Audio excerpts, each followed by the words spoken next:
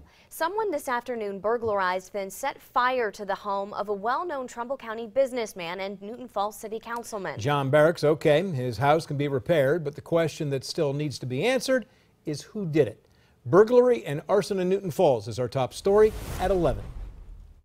I stood with John Barrick tonight on the porch of his home on North Canal Street in Newton Falls as he explained what happened around 1 o'clock this afternoon with one of his employees, a Barrick tree service. He said, "Hey, but you better call the police.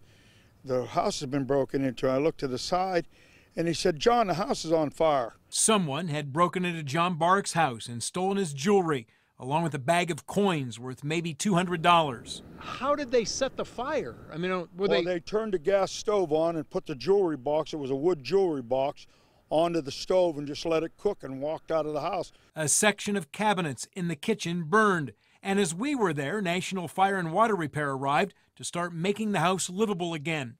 To help with the investigation, Newton Falls Police called in Ohio's Bureau of Criminal Investigation. For both latent prints and also DNA, which they were successfully able to lift. Do you have suspects at this point? Fresh investigation, I'm not going to talk about it. Barrick thinks whoever did it knew what they were after because of not only what they took, but what they didn't take. I had a lot of guns in there. Pistols, guns, shotguns, riot guns. They didn't take any guns. A half hour earlier, and it may have been different. I'd have walked in on them. Then, you know what I mean, that would have been another story. After he talked with us, John Barrick still made sure he attended tonight's Newton Falls City Council meeting, still dressed in his sweatshirt because his suits smelled like smoke.